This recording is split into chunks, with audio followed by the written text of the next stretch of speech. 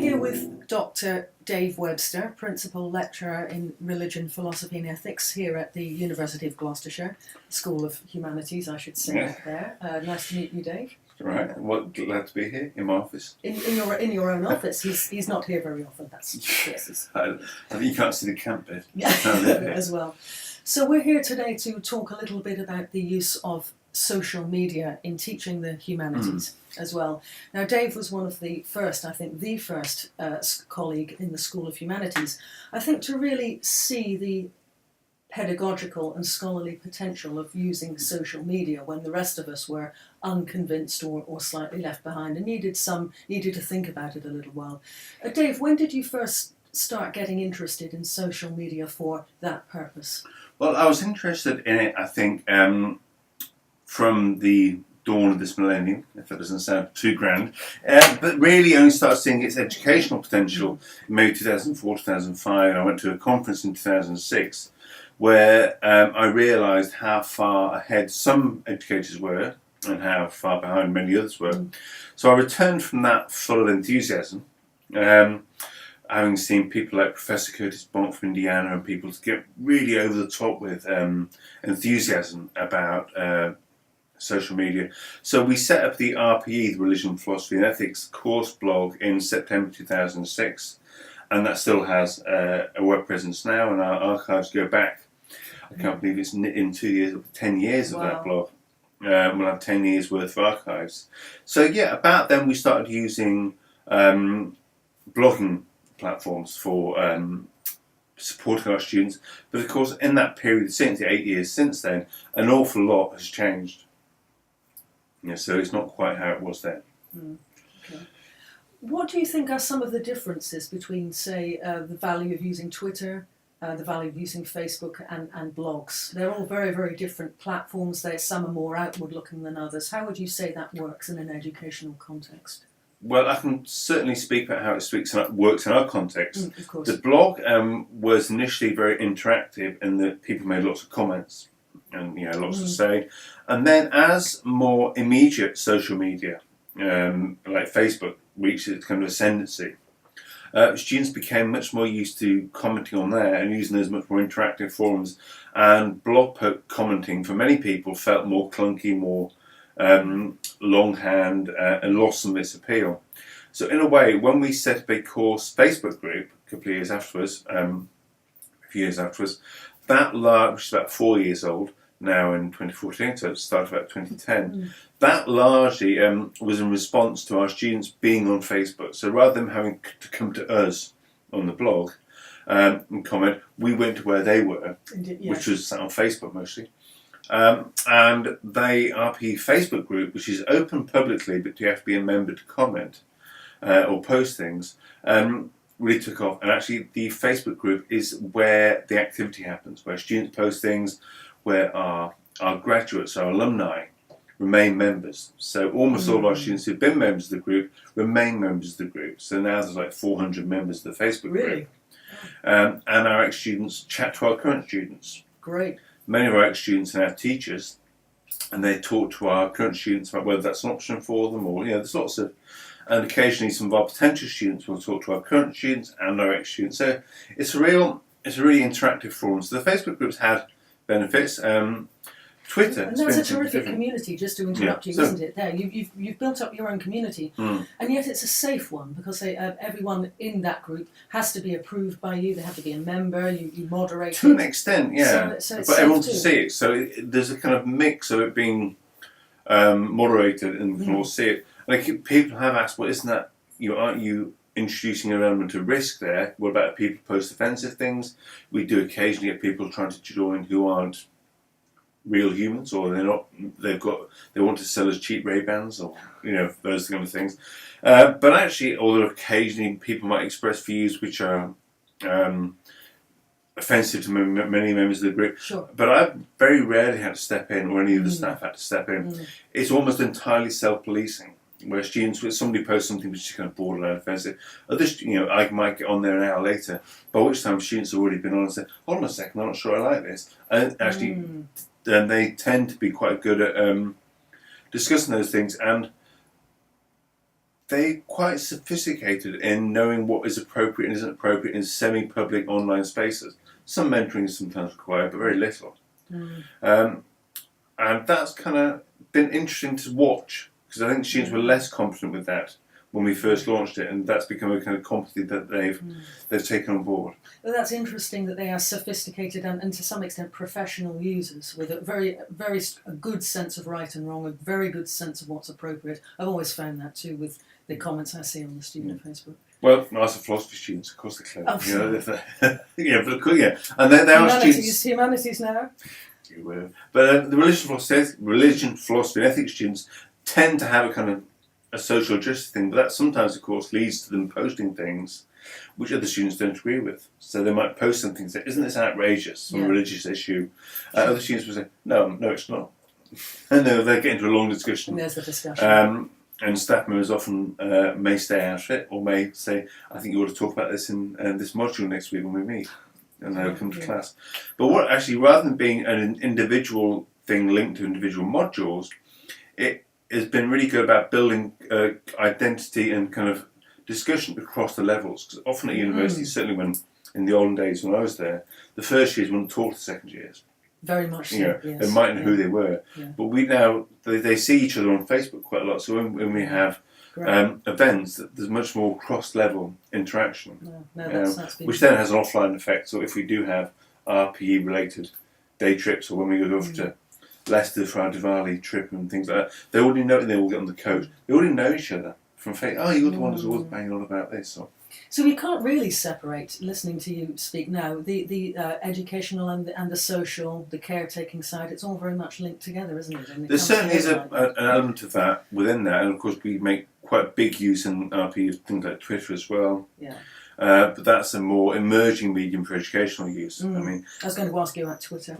Further education colleges and sixth forms, teachers have taken on Twitter and used for revision in a way that I thought was inspirational this last A-level round, to see teachers using Twitter in amazingly clever ways, developing resources, developing quizzes, then tweeting them or doing revision now via Twitter for their pupils. 8 Thursday evenings my class can do, and asking questions, and they can all answer, but all entirely public.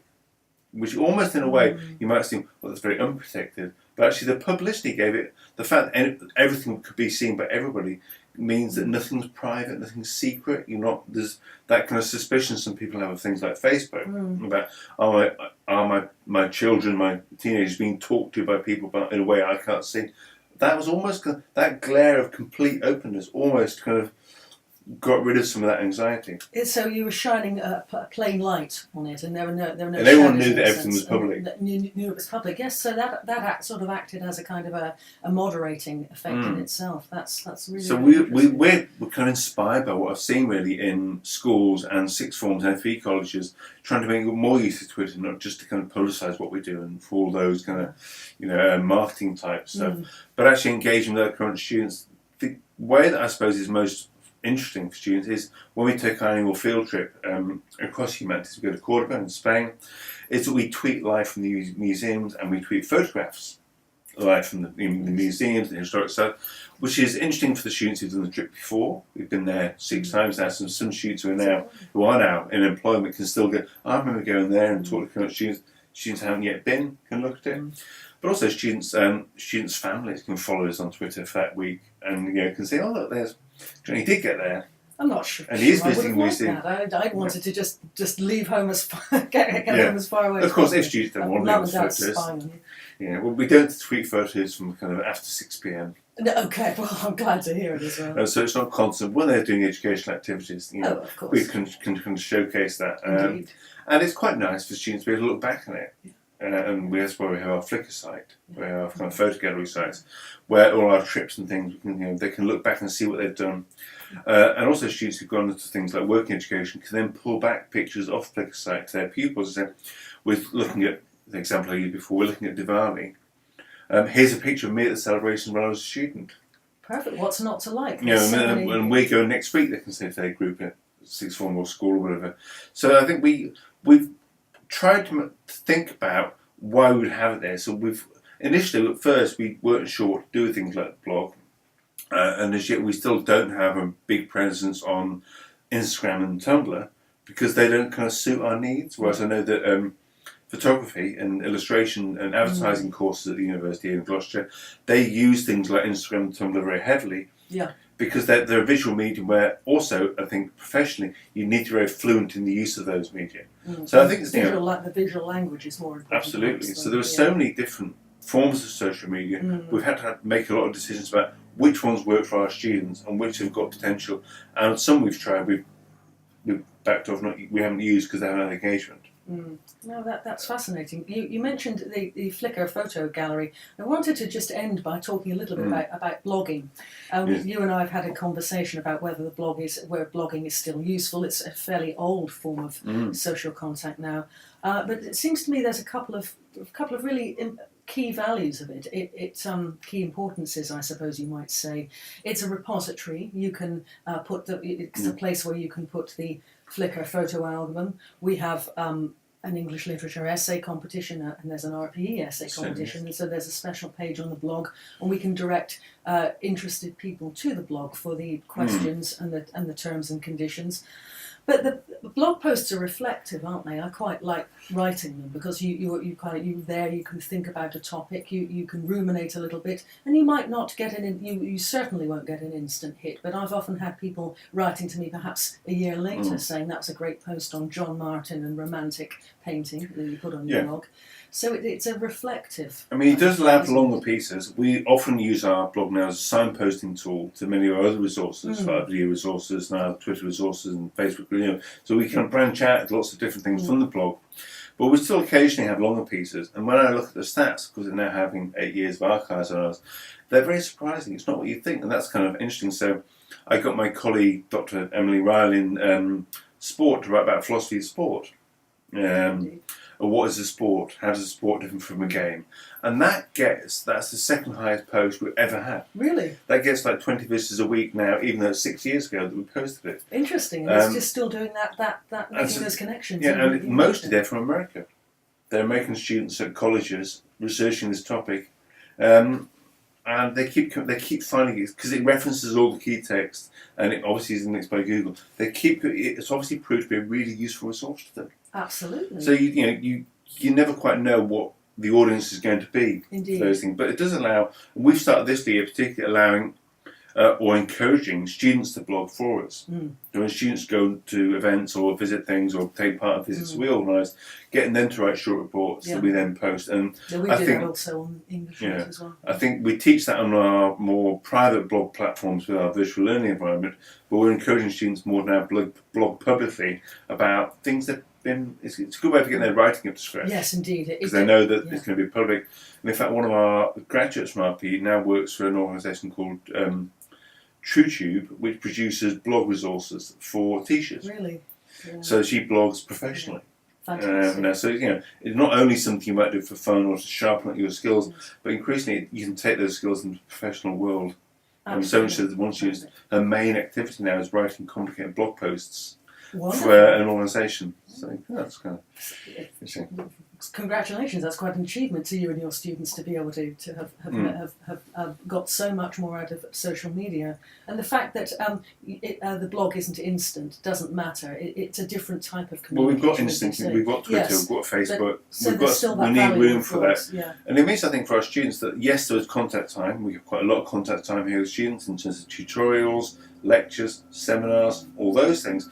But also it means that the life of the course, as people sometimes call it, extends beyond that. And when they go home, they're still feeling they can still engage in that. And so if they're reading at 3 in the morning, and they're reading, but they can't put down an important work by Jean-Paul Sartre or somebody interesting, and they want to ask a question, they can put it on the Facebook group, and the next morning when the rest of the students wake up, they'll all have plenty to say about it. And students who used to be here will say, "Hey, I remember my reaction to reading that book. I used to love it, now I hate it," or whatever it might be.